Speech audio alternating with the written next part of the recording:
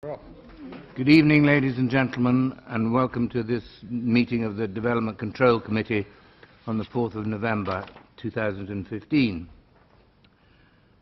Firstly, apologies for absence and substitutions. I have Councillor Robinson replacing Councillor Taylor, and no absences. Any declarations of interest? No, thank you. Urgent matters? No, I have none. Fire evacuation, sorry, I forgot that. Where is it? There are no fire alarms scheduled for this evening. Therefore, if the fire alarm sounds, please evacuate the building immediately. The fire exit is located at the rear of this room. Go down to the back stairs and meet in the War Memorial Park. Thank you. The minutes of the meeting held on the 7th of October 2015, members, do I have your agreement? Do you want? Yeah, right, okay. Thank you, Chair. It's just to bring members' attention to a correction to the minutes on page 52 of 123. This was in relation to the paper that I brought to the Development Control Committee in October. It's essentially that where it says resolved that, and it has 3 points, what it should have said was resolved that members of the Development Control Committee approved the amended resolution in relation to the requirements of the associated Section 106 agreement and amended reason for approval, and that should have been the end of that point. Unfortunately, the minutes replicated the resolution, and my apologies for that. So the minutes would be on the basis of what I've just set out.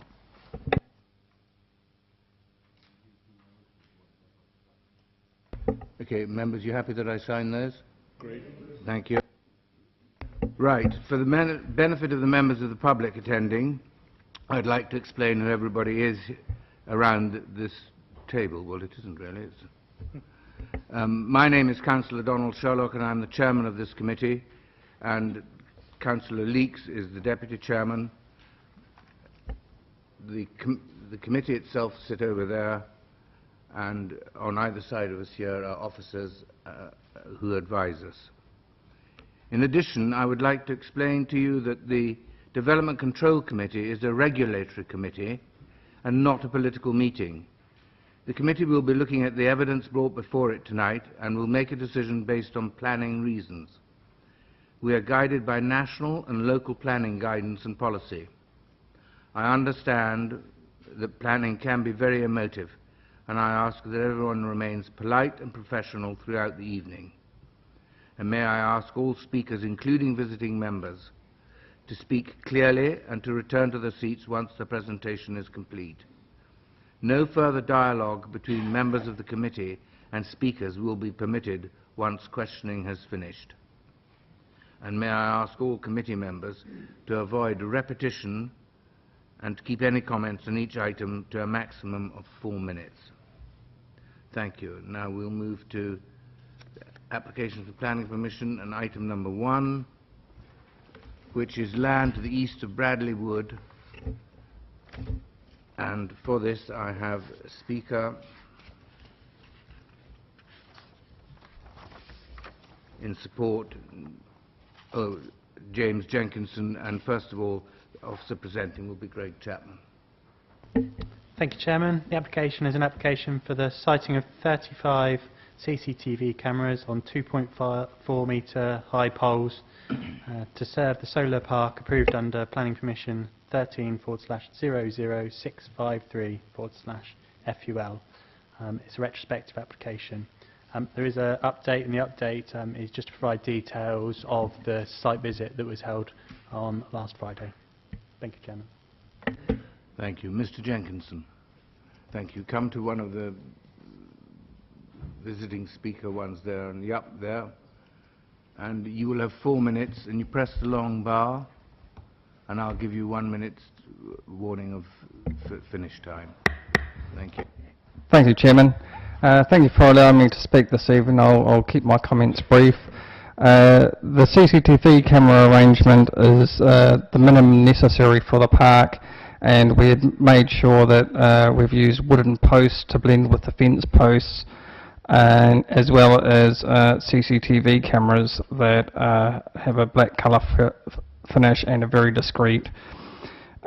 We've recently agreed an extensive landscaping scheme with your officers, and the preparation work for that will be taking place this week, with planting commencing in December, which will obviously provide a great deal more additional screening both of the solar park and of the CCTV camera security system.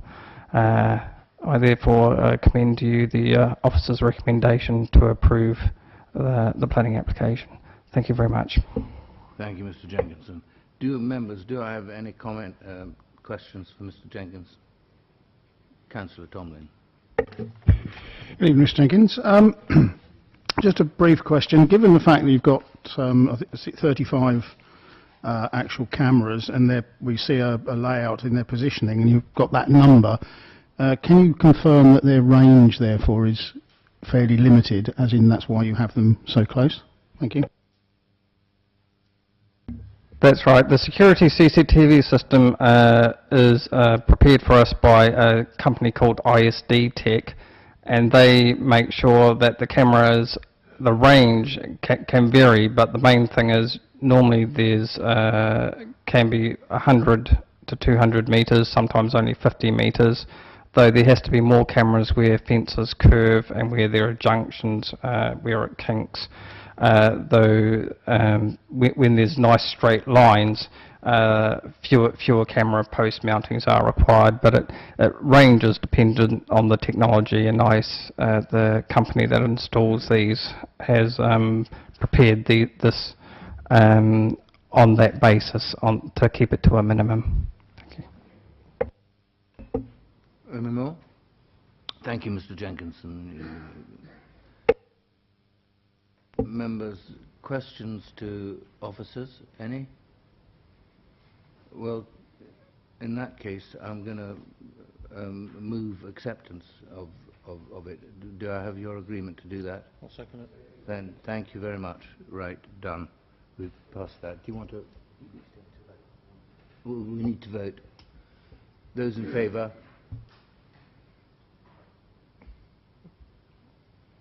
Thank you.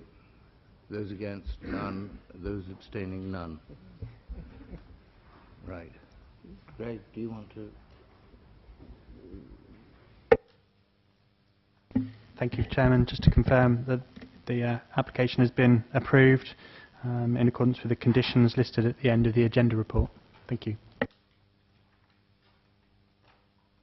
Thank you, Greg. Now we move to item number 2, Hayden's Pytle, Pot Lane, Old Basings. And officer will be Peter Tanner presenting, and in support, Mrs. Krasno and Mr. Dowling. And I'll call on them in a minute.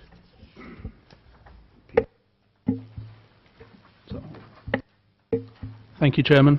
Item number 2 at Hayden's Pytle, Pot Lane, Old Basing, is the proposal for the erection of a single-storey dwelling with new access area onto the existing fenced tennis court enclosure.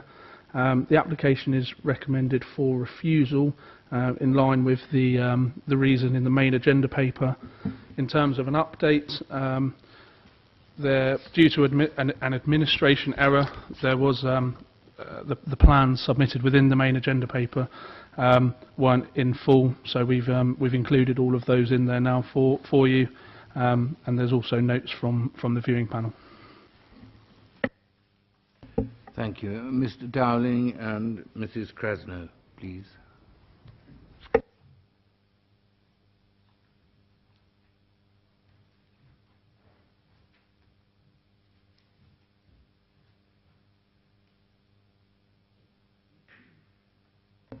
You will have 4 minutes between you, and I'll give you a minute's notice toward the end.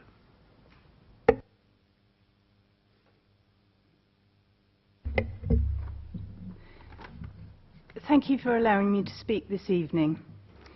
I'm hoping for your support to allow me to stay in the small community that I've been part of for 23 years.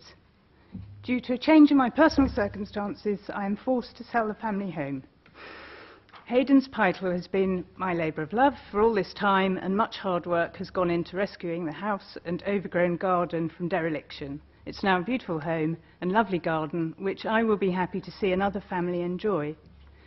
Though our community there is small, we are much more than a collection of houses, and we all communicate and look out for each other at all times. I've made some very strong friendships in the area. I often walk and cycle into Old Basing, and I've never felt remote or isolated. I asked Frank Dowling to design a modest bungalow for my future on the existing tennis court that would be in keeping with the surroundings and sympathetic to the environment. I feel that he has achieved this, and that's mainly the reason why I've had no objections and only support from my community. On a personal note, staying here would mean that I could continue to rent the small parcel of land adjacent on which I've kept my much-loved horse for many years. This proposal is of enormous importance to me, and I hope you will view this application favourably. Thank you. Good evening, Chair, members. Hayden's Pytle. Pytle apparently is Old English for a small piece of land. Hayden's Pytle is an attractive brick and thatch 19th century, actually late 18th century house situated in Lancashire. Can you put on your microphone? Can you switch yours off? Mrs. Oh, Krasner, I'm so sorry. you better start again.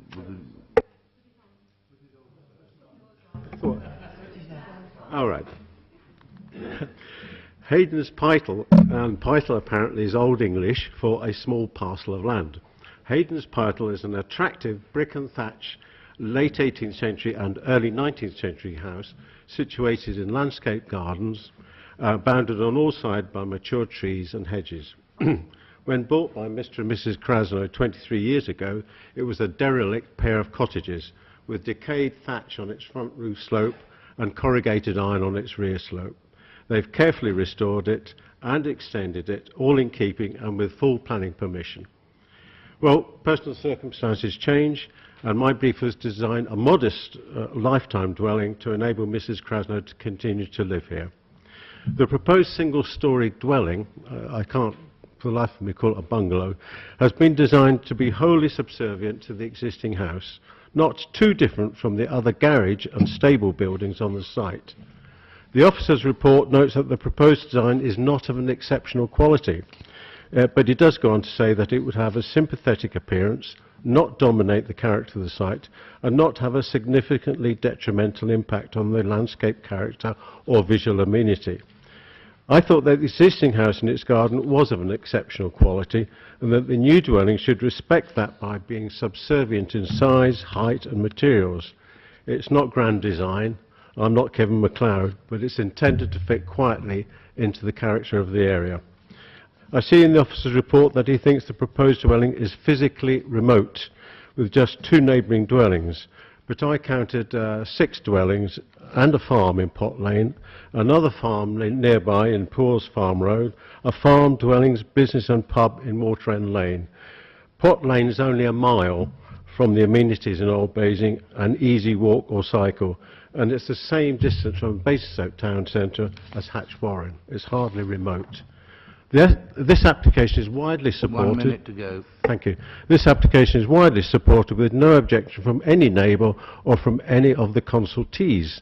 Indeed, the case officer generally supports the application in all respects, save for compliance with local plan saved policy D6, which he then states is not up to date because the council cannot demonstrate a 5-year supply of housing. And I also understand that the new local plan is much more flexible with regard to dwellings in the countryside. Finally, this one proposed dwelling would make a small but positive contribution towards reducing the council's housing stock deficit, and it would allow Mrs. Krasno to continue to live on the site without any demonstrable harm to anyone or anything. Thank you. Thank you.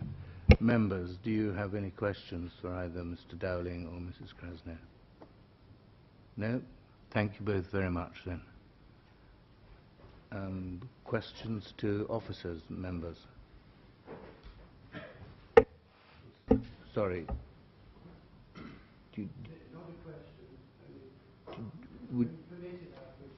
Yes, do you want to speak now? Sorry, I'm asking whether there be questions. Thank you, Chairman. If I may say, can I start off by saying that I thought the planning officer produced a very comprehensive and very fair report. I agree with all his comments. I'm merely somewhat disappointed with his conclusion. Well, you will have noted that there were no objections from local residents or the parish council. And I would emphasise that when our parish council states no objection, that is the equivalent of an approval. We never say we approve, we say we object or we don't object. You will have noticed that the stakeholders have responded, all the stakeholders have responded with no objection. I'm grateful for those members who were able to come on the viewing panel. This is a site that benefits from a visit. It should be pointed out that the new entrance and exit onto the lane is adjacent to the existing entrance. The result is a very wide, very safe approach with excellent sight lines. The bungalow is very modest, 2 small bedrooms, and sits on the existing tennis court. The whole site is very well screened with mature indigenous trees, and only a very small elderberry bush will need to be removed. The bungalow will be well screened from the lane. Sorry, and I lost my place. Well screened from the lane and fits in well with the bungalow opposite and the other properties in the lane. The planning officer, in his conclusion, states, the application is considered acceptable in all regards, and a recommendation for refusal is based only on the fact that the location is considered unsustainable and isolated. A 5-minute walk down the lane takes you to the Red Lion on, on the A30 next to the bus stop, which is next to a bus stop. There are 3,000 residents in Basing and further 3,000 in Lichbit. At least half of them are not within a 5-minute walk of a bus stop. What we do know is that we need more to build houses, lots more houses, and we do not have a 5-year land supply at this time. Last month, the Minister for Housing stated in the national press that we should be building more bungalows for the elderly and disabled. When on this committee did we last have an application in to build a bungalow? At the public consultation for our proposed LDF, most of the villages in the borough stated that they would like to see 10 or 15 more houses in their villages over the life of the LDF, provided the local parish council approved the application. Our parish council would like to see this bungalow approved. I would like to just comment now on a briefing note which came out only a few days ago from the borough about the inspector's examination, and it is referring to his views on policy SS6, new houses in the countryside. He did express some concern about the phraseology used in the proposed LDF, and he has submitted a text in purple which shows further changes which he would like to see happen. Those further changes read as follows.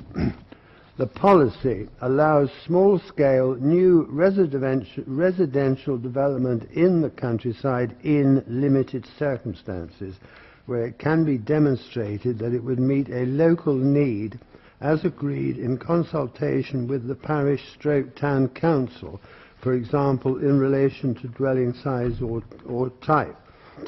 It will be necessary for such developments to be well related to existing settlements and be suitably designed to respect the landscape setting and relate well to surrounding developments. I'd just like, if I may, to finish by saying I hope that this committee will be willing to accept that this is not an isolated and an unsustainable and isolated location.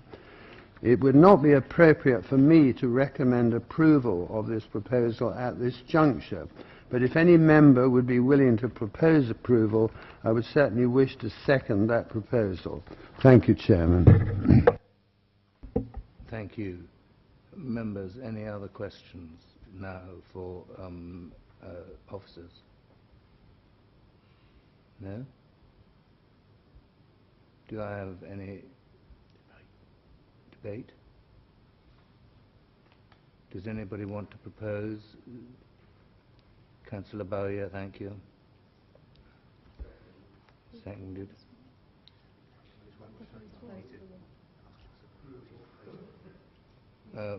What are you proposing? I was just Chairman, I propose that after listening, looking at the plans, etc., I think this should go through for approval. We don't have a 5-year land supply. It's in existing grounds. It's not in isolation, and I would recommend it for approval. Thank you.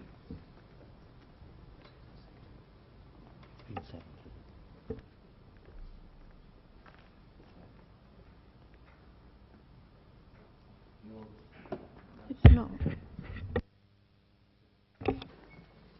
Chair, just in terms of obviously the motion to approve, just to hopefully assist the committee with regards to potential reasons for approval, and in particular picking up on the issue of isolation, which is for the purposes of this planning application has been considered in two ways. One, the kind of physical isolation or otherwise of the property, and committee will obviously take a view on that in terms of the position of the property and what's nearby. The other is in relation to access to facilities and services, which have already been described in terms of the speaking this evening.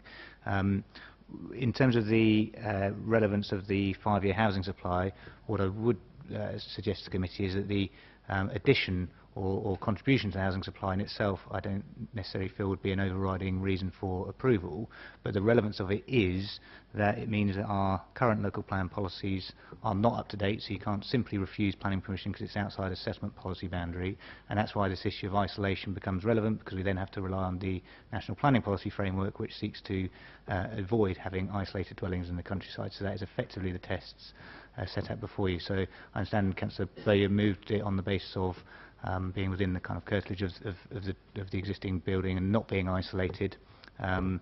My recommendation to the committee would be that it's the fact that the committee felt that it's not isolated would be the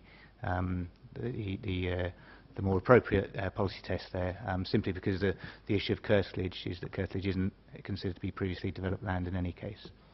I hope that assists members.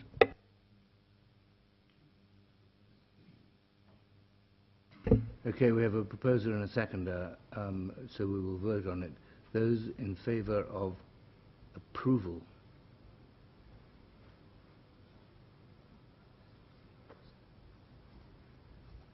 Thank you. Those against? Abstentions? None. Carried unanimously. Conditions, please.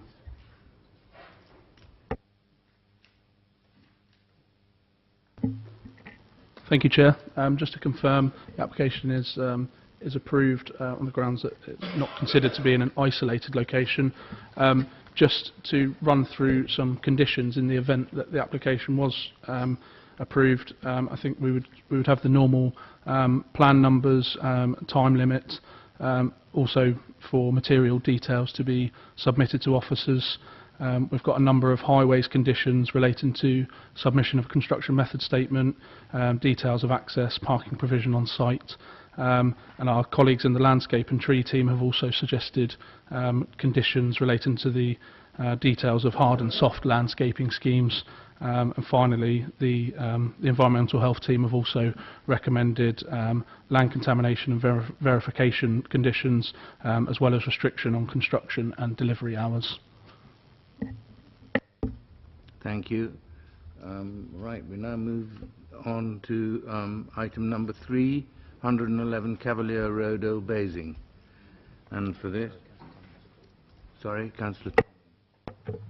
Sorry, Chair. Just a question, why the contaminated land?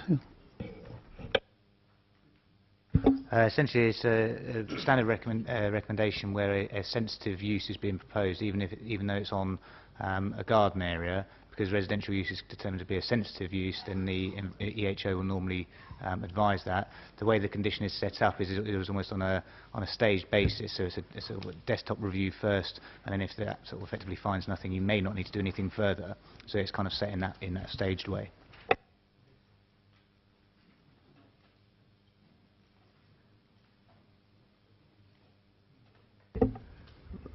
Right, item number 3, 111 Cavalier Road, Old Basing. In support, I have Mr. and Mrs. Sanders, and the officer, Peter Tanner, will present. Thank you. Thank you, Chairman.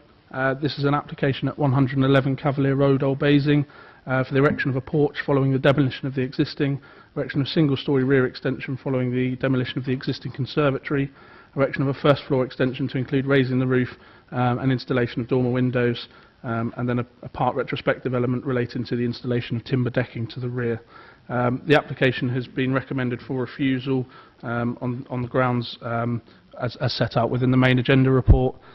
With regards to the update paper, there is no update other than the notes from the viewing panel. Thank you, Pete. Mr. and Mrs. Saunders.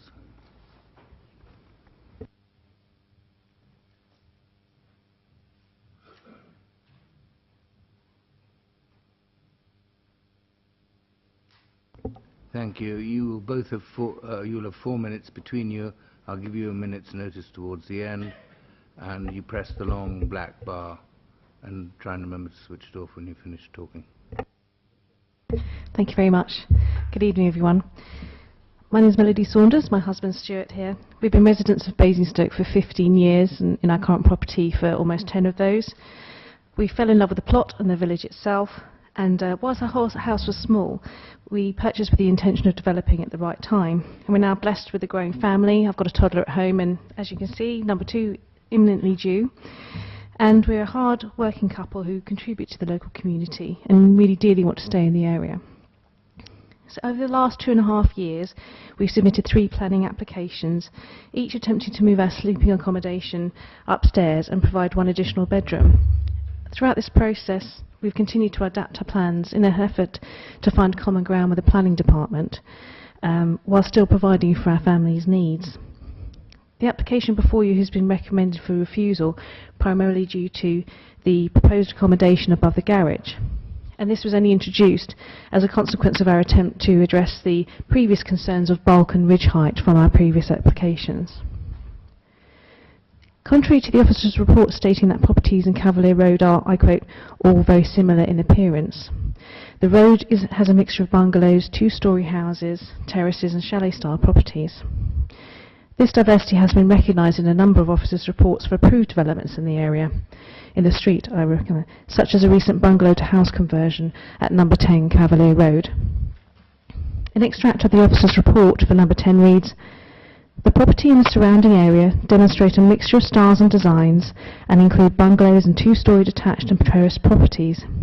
As such, there is no strong prevailing character in the area, and the proposed raising of the roof to form a 2-storey dwelling will not appear out of keeping with some of the larger properties in the surrounding area." End quote. Of particular relevance, our immediate neighbours at number 113 have approval to develop a chalet-style bungalow conversion that has a substantially higher ridgeline than our proposed plans. 2 doors down at number 115 begins a row of 4 full-height 2-storey properties. And this diversity so close to our property supports our belief that the proposal would not appear discordant with the current street scene. With regards to the officer's comments relating to the loss of space around the dwelling, we found numerous examples of the planning department approving accommodation over garages and Cavalier Road, many of which are built up close to their neighbouring properties. For example, the aforementioned number 115, number 91, 89, and most recently number 81 approved in August this year. In these cases, there are no comments in the officer's reports regarding loss of space around the dwellings or detriment to the visual amenities and spatial characteristics of the street scene. Therefore, we are somewhat confused as to why our particular application has been refused on this basis. And we did provide some photographs of these properties to the committee members at the site viewing last Friday. Thank you.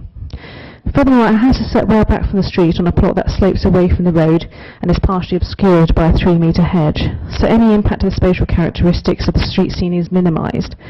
I think it's also worthy of note that the approved development at number 113 replaces their flat garage roof with a pitched one, and we believe our design will complement this development, especially when compared to the otherwise unsightly flat roof that would remain.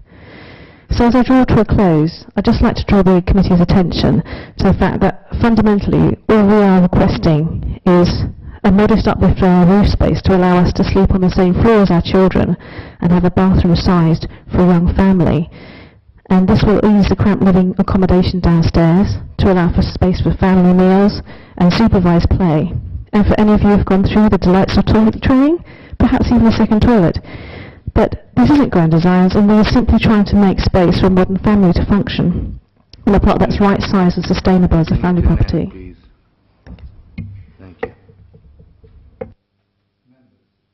Members, any questions for Mr. and Mrs. Saunders? No? Thank you both very much. Councillor Goodison.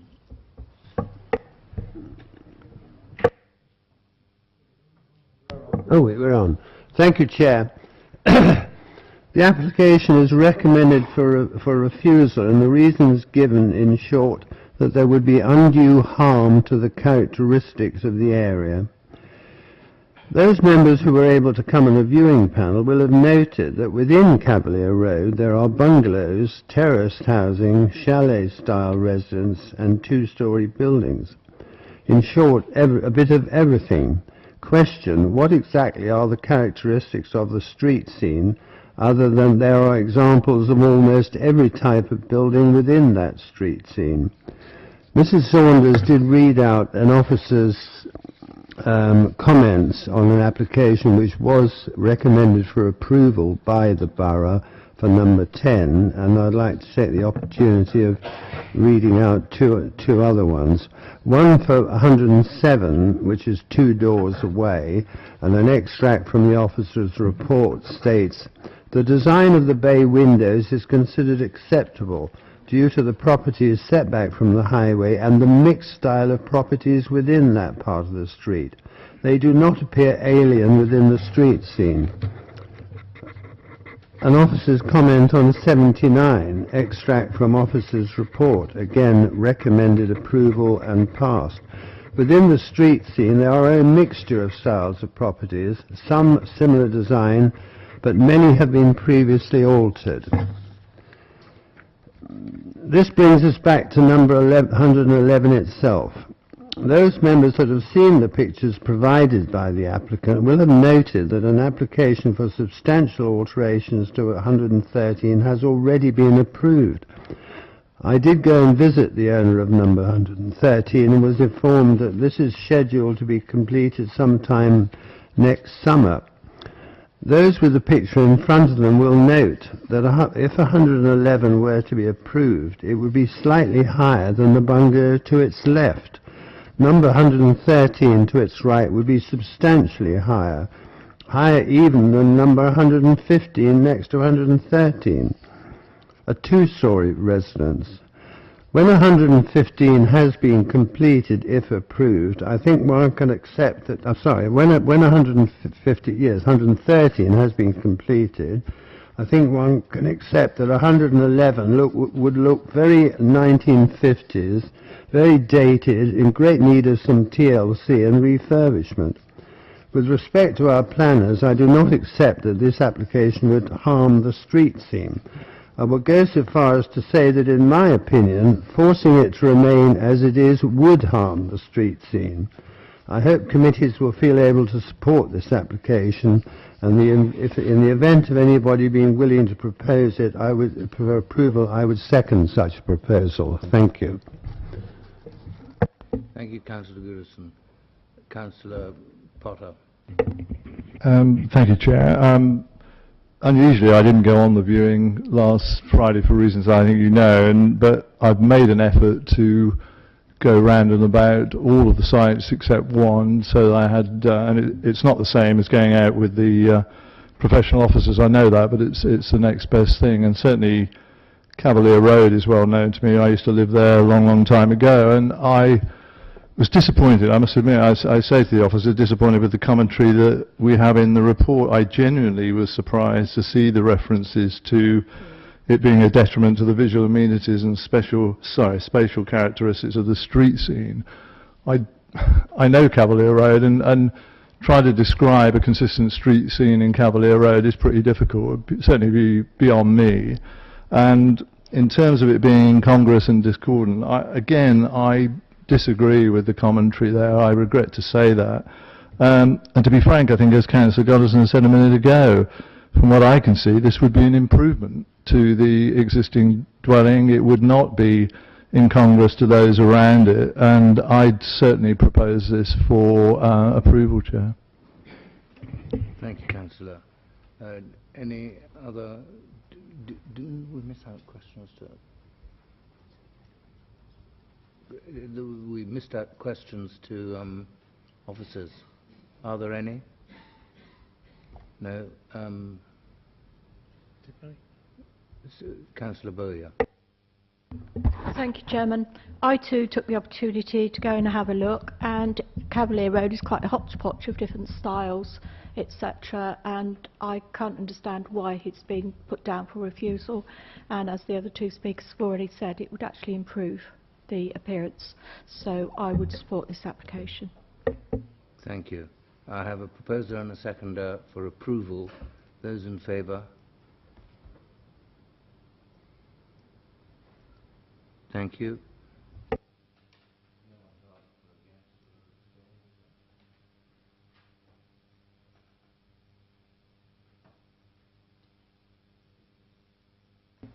We will now have the conditions from the officer. Thank you.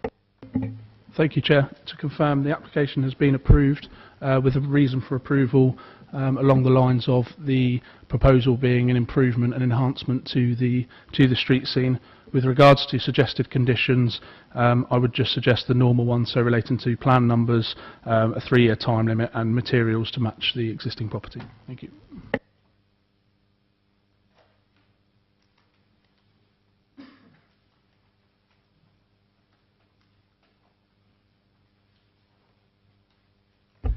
Thank you. We'll move on to item number 4, number 30 Foyle Park, Basingstoke, and speaking I have Mr. Benwell, and in support Mr. Lassiter, and officer presenting is Peter Tanner. Thank you, Chairman. This is an application at 30 Foyle Park, Basingstoke. The application is for a garage, an extension to the side of the property, which is an amended scheme to that approved previously under Planning Permission 14/03761/HSE. The amendments comprise alterations to the roof, particularly the hip to gable enlargement at the front, the removal of a large section of flat roof. With regards to the update paper, an amended plan has been submitted. It was noted that there was a discrepancy with the original plan that was submitted, and therefore the amendment has now placed the roof light in the side roof slope in the correct position as has been built on site, and as members of the viewing panel would have seen. The plans are there for you to see in the update paper, and subsequently the worded condition relating to plan numbers has also been changed. The update also relates to notes from the viewing panel. Thank you, Peter. Mr. Benwell, you will have 4 minutes. I'll give you a minute's notice at the end.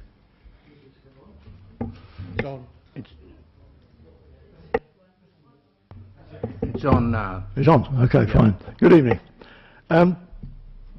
In the original plans that were given to us when it was first going to be built, the extension had a hip roof and a Velux window that was sited on the drawing at 1.5 metres from the opening to the outside brickwork. I see on the letter here it says the application of his roof light was not shown in the final built position.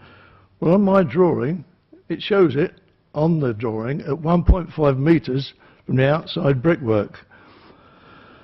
We did not complain at the time, knowing that under the harsh planning laws that are now in existence, it would get through. We now have the same Velux window over a toilet that is only 70 centimetres now, not 1.5 as was. To cap it all, an extraction fan has suddenly appeared, not on the original drawing, which is situated at our face level, approximately that far from my face, about 30 centimetres away. Should anyone be subjected to the sounds and smells emitted from the window and fan as they are situated over a toilet? We know that this is the case because when the builders were in there, With the Velux window open, we could hear every word they were saying and also smell whatever food they were eating.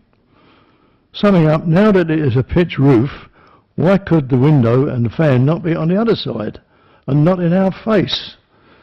The ironic thing is that now it exists is that we are now closer to their gutters than our own. I cannot get to clean my gutters and they cannot get to clean theirs. Thank you. Thank you, Mr. Benwell. Members, any questions from Mr. Benwell? No? Thank you both very much.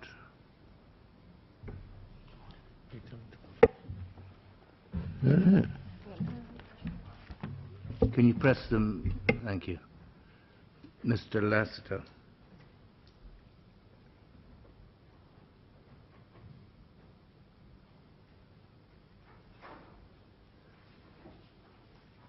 You will have 4 minutes, and I will give you a minute's notice towards the end. Thank you, Chairman. I won't take up much of your time. I think the issues raised by the neighbour are all very well addressed in the report before you. The extension essentially is the same as built. The only changes are to the roof. The roof light is, I think those who went on the site viewing will see that it's 3.1 metres above ground level, and the extractor fan is not development. That does not require planning permission, so I'll say no more. Thank you. Thank you. Members, questions for Mr. Lassiter? No? Yes, of course.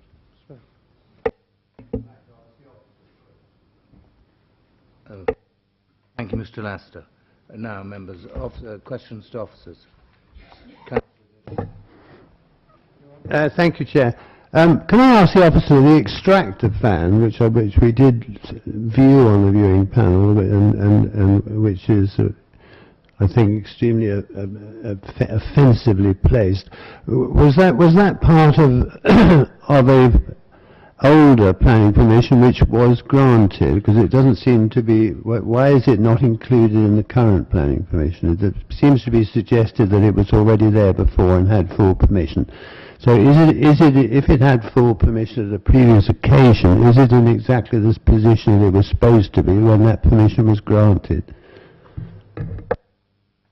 Thank you, Chair. No, to confirm, within the previous approval, there was no detail of an extraction fan to be located within the side elevation. Subsequently, within this application, it has not been detailed on the plans.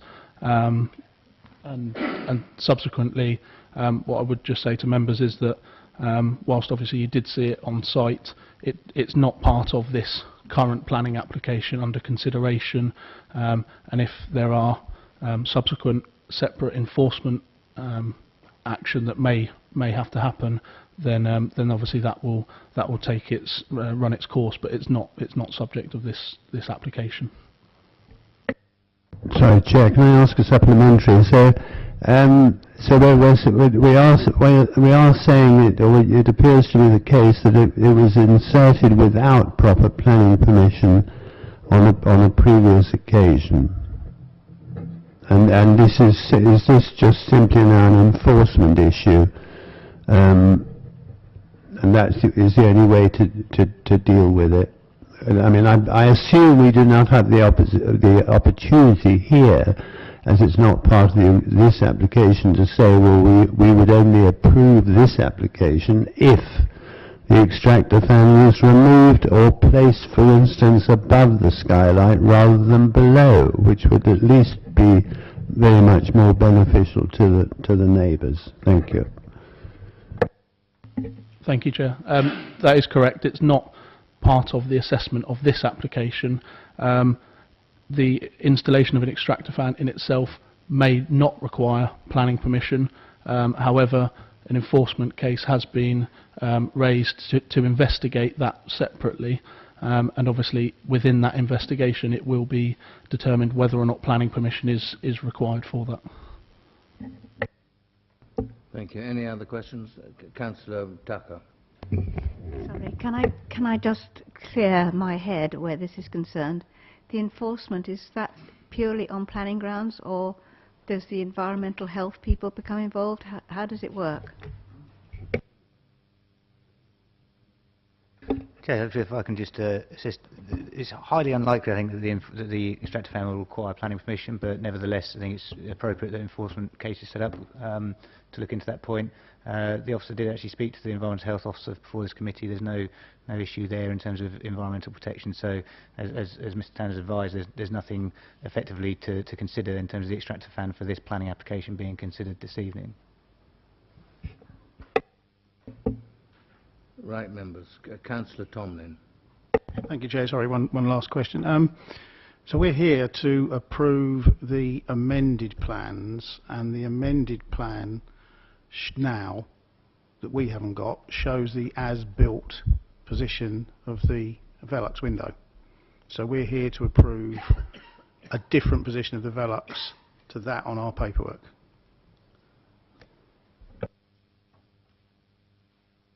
So the plan within your update paper is the amended plan that has been received, which shows the Velux roof light in the position as has been built on site, and obviously the officer's report considers that as has been built on site is acceptable in planning terms. Councillor Potter. Can I just confirm, I mean, in terms of the Velux window, did I hear it correctly? That's 3.5 metres above ground level, is that right? It's 3.1 from the inside ground level, so that it's actually set down lower at that ground level, at that side of the property. Any more? Debate, members.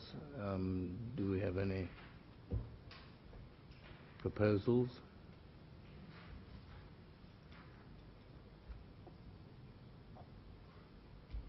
Councillor Potter, thank you. Sorry, Chair. Well, only to help the thing along, really. It just seems to me that whilst I have absolute sympathy with the objector here this evening in regard to the particular matter around the extractor fan, that's beyond our brief, and in regard to the other matters, I think there is no alternative but to support the officer's recommendation for approval, and I'd move that, Chair. Thank you very much. So I have a proposer and seconder for approval. Those in favour? Those against? Abstain? 3. 4. Thank you. It is carried, and we'll have conditions from the officer. Thank you. Thank you, Chair. Just to confirm, the application has been approved. As noted within the update paper, condition 1 will be amended to include the new plan that has been submitted and the other conditions within the main agenda paper. Thank you, officer. And Mr. Laster, can I just say it would be very nice if something could be done about the fan.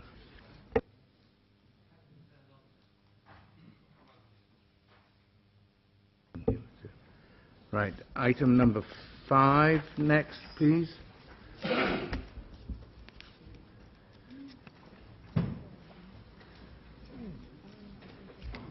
did the chairman creep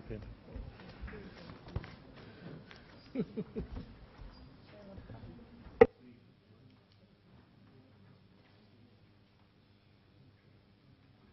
This is Briarfield, Broad Layings, Woolton Hill. And to speak, I have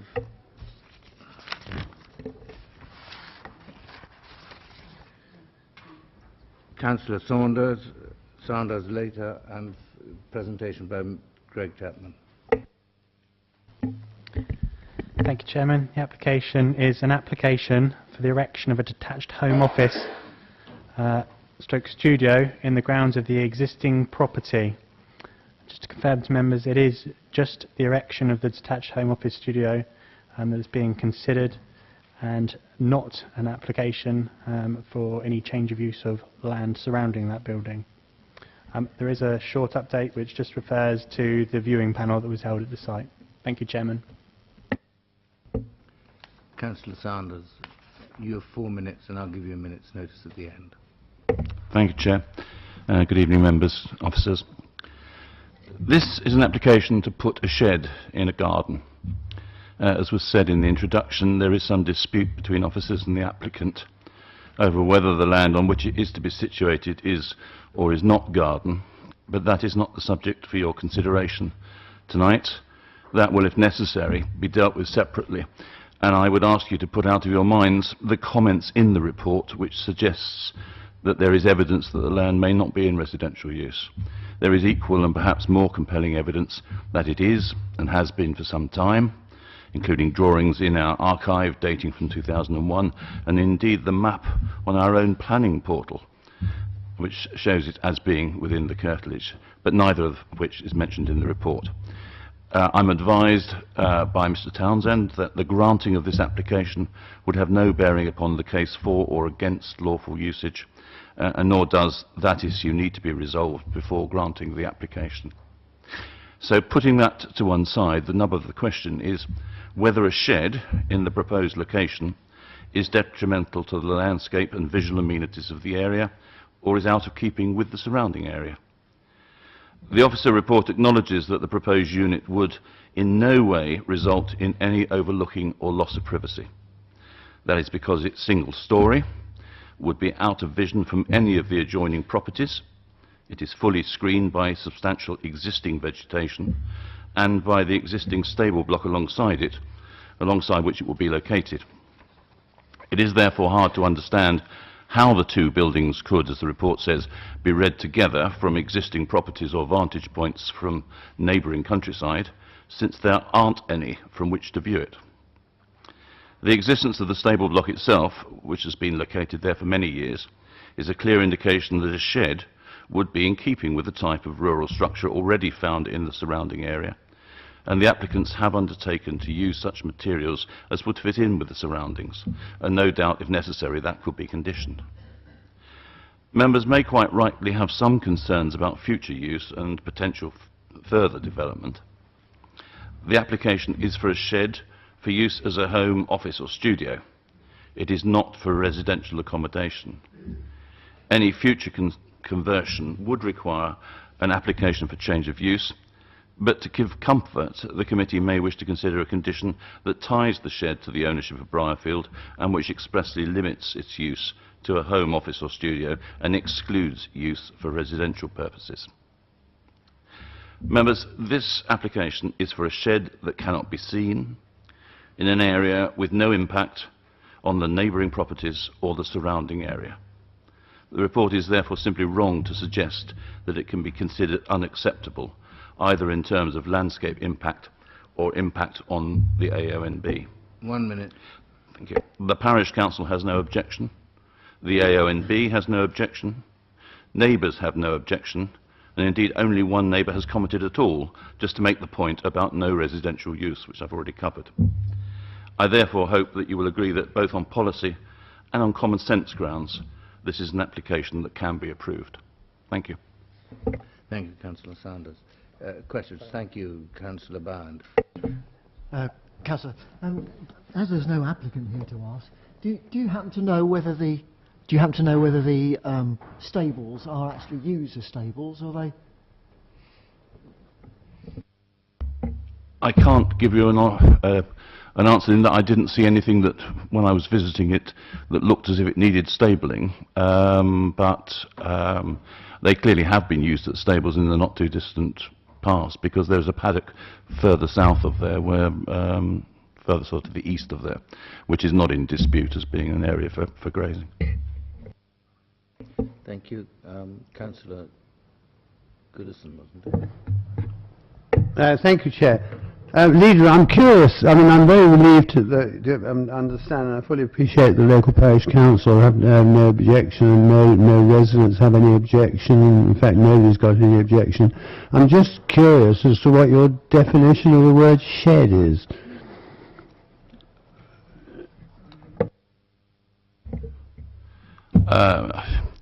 It's a building in a rural area, largely wood-cladded, that single story that has 4 walls and a roof.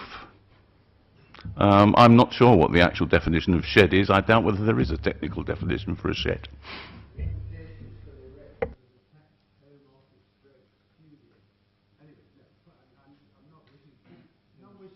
Difficult. I was just interested in your use of the word shed. I think I would go along the lines that if it looks like a shed and it feels like a shed, then it probably is a shed. Any more questions? Councillor Westbrook. Thank you, Chair. Just out of interest, on the plan showing the L-shaped plan, that's it, yeah, to the top side of the proposed building, as we looked across to where the arrow is now looking that away, there were some houses looking straight across from there. There was no screening whatsoever on that side. Everything else seems quite well protected. I don't know whether there's any, I don't know if you actually see from there, but no, you can't really see because everywhere else it was protected, but looking across you could see all the other houses further down from that far end of the building, and I didn't know there was any possibility or whether there was a suggestion of any screening going in there from the other buildings.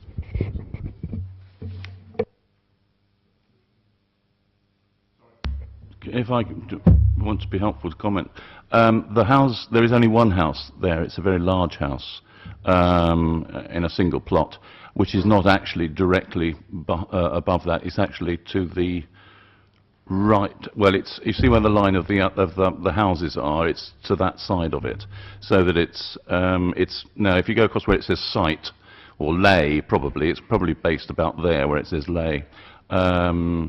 There is some scrub planting already in that patch to that northern end of the buildings, but I'm sure because they have the applicants have already agreed that they would be prepared to put in other screening if it was necessary. They'd be quite happy to screen there as well. I think they actually don't want to be seen. Thank you. Any more questions? Thank you, Councillor. Questions to officers? Councillor Byrne. Just a brief one. It concerns any condition put upon the building for it not to be used as a residential dwelling. Is there a condition attached? Well, refusal's recommended, but in terms of conditions, it is entirely impossible to put a condition on that restricts the use to being ancillary to the use of the main dwelling. Yes, if that's how members would like to proceed.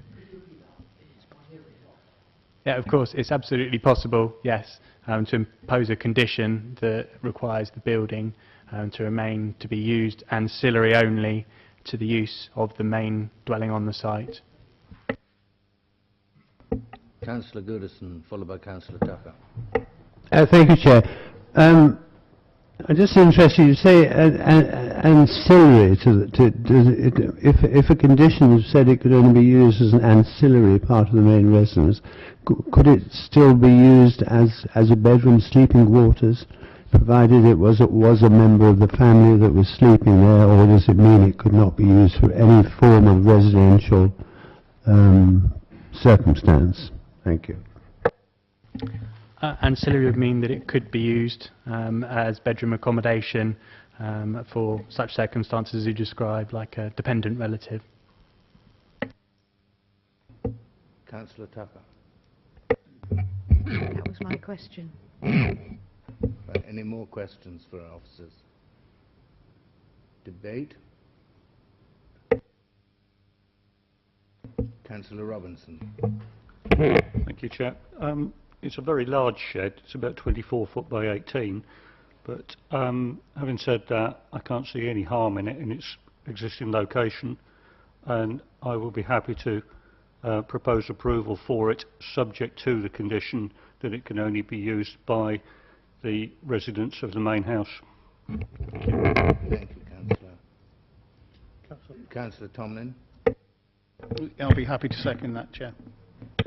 Thank you. I have a proposer and a seconder for approval. Those in favour?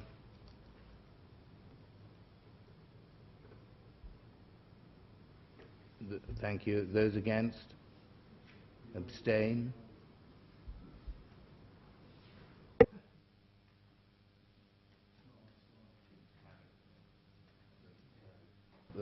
Conditions, please. Thank you, Chairman. I can confirm that that is approved. I would suggest conditions requiring development to be carried out in accordance with the plans. The development's carried out within the requisite time period of 3 years. Details to be provided of materials and the occupancy to be ancillary to the use of the main dwelling on the site. Thank you. We now move to item number 6, which is a tree preservation order, land at Laurel Close in Oakley.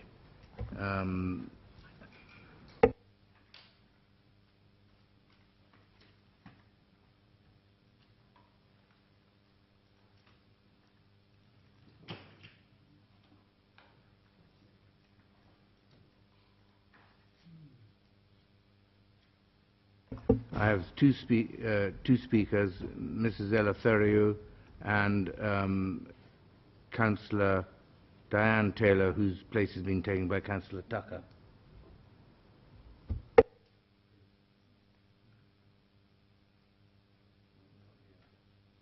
Not here. Then we go straight on to Councillor Tucker. Would you like to? Sorry, you've got to present. Thank you, Chairman. The report before you seeks to confirm the tree preservation order on the copper beech tree located at Laurel Close in Oakley.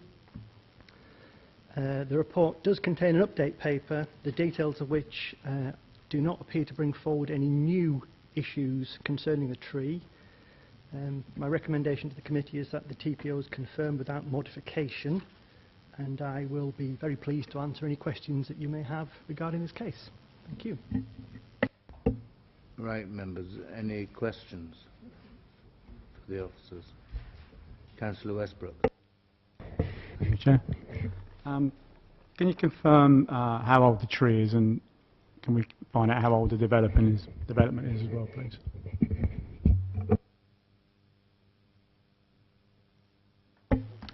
Thank you. The tree could be between 50 and 70 years old. The development appeared to have been granted planning consent in 2002.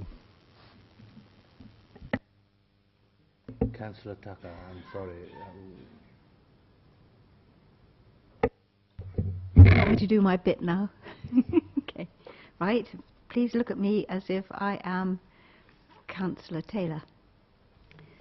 And she says, could I first apologise to David Harris for my rather harsh questioning at the September meeting when this was first discussed. Thank you for letting me make 1 or 2 comments as ward councillor. I do agree that this is a lovely tree and, in its original setting, should have remained as long as possible. However, we have previously seen cases of new housing being built too close to existing trees, and when this happens, a solution eventually has to be the removal of the tree. In this case, there is no suggestion that the tree would be immediately removed. However, I do think that the status quo should remain, so that when the time inevitably comes when the tree is deemed to be dangerous or too overpowering, or when its root system interferes with the adjacent pumping station or houses, it can be felled. As a yardstick, the Architect's Journal advises that the fully mature height of a tree should be considered when houses are built, and that houses should be built at a distance from the tree that is no greater than its height. As you will see from the photographs and from the site visit in August, this tree, which is still growing, is over twice this recommended distance from number 7 Laurel Close. It greatly overshadows the houses closest to it and is over twice the height of them. I do agree with the Parish Council's objections. This is something that I think the officers will take up because it isn't quite right. I do agree with the Parish Council objections. Much as I would like to see this tree remain, I think it is simply too big for its position, and its removal, should the as yet unidentified owner decide to do this, would allow the copper beech sapling, which is growing beside it, to become established and able flourish in its place. Thank you. Thank you, Councillor. Any more questions for the officer? Councillor Goodison. Thank you, Chair. Can we just confirm that the sapling is a beech? Because we seem to be indicated, our conversations with other people seem to suggest that it wasn't a beech tree, it was actually a crab apple. Is it a sapling a beech tree? Thank you, Chairman. It is actually an ornamental apple tree, a very small one, which has, I guess, was planted when the development was being landscaped in the early 2000s, and now the beech and the big spruce tree that stood next to the beech. It is. Okay, we'll try that. Now the beech tree and the spruce tree that stood next to the beech tree have kind of overshadowed the little apple tree, and it's never really going to be a great specimen, and probably not suitable as a replacement tree as and when the copper beech reaches the end of its useful life expectancy. Councillor Potter. I'm probably stating the obvious for everybody else, and forgive me, but can I just be advised, I think I'm right in saying that if we confirm the TPO tonight, were it to be the situation in the future that the tree becomes diseased or, as is described in the wording, posed a threat to the residents, the subsequent application for the removal of the TPO could be made at that time. And the second part, I mean, looking at the tree, which I've seen on a number of occasions, some work could be done to it, I guess, to shape it and cut it back a little where there are, you know, the overhanging branches which are nearest to the property in question. Could it be a combination of those things? Would that be possible? Absolutely, yes. If there ever came a time when the tree was discovered to be potentially hazardous, causing harm, causing damage, the tree preservation order would enable us to have the tree removed and condition a sensible replacement. And with regard to the tree pruning, absolutely, again, the tree preservation order allows us to condition and have some control over the amount and the extent of the professional pruning that might go ahead. Any more questions? No? Right. Do you want to say? Thank you, Chair. There is an update. There are some update comments which were received a little late to go to print. They should be with the information before you. Some of the comments made allude to the fact that the tree is potentially hazardous and needs to be removed immediately. I don't find that to be the case. Thank you. Right, debate, members. Oh, Councillor Westbrook. Debate.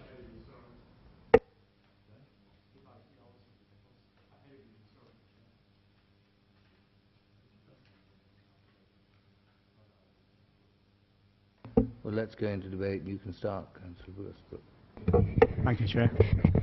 I mean, having seen the tree and looking at in the paper, one of the comments from one of the residents supporting it, I think sums it up perfectly. That, you know, the tree has been successfully retained throughout the development of Laurel Close, and its continued presence testifies to its importance in the landscape. To me, I mean, that says it all, and I'll be happy to approve it. Councillor Tomlin, sorry, Councillor Tucker. I just wanted to second that the TPOB remain on it. Councillor Tomlin. Right, I have a proposer and a seconder for retaining the TPO. Those in favour? Everybody's in it. That is carried. Thank you. Do you want to make any comments about conditions? Thank you, Chairman. So, to confirm, we are going to, the committee is going to recommend that the TPO is confirmed without modification. Thank you.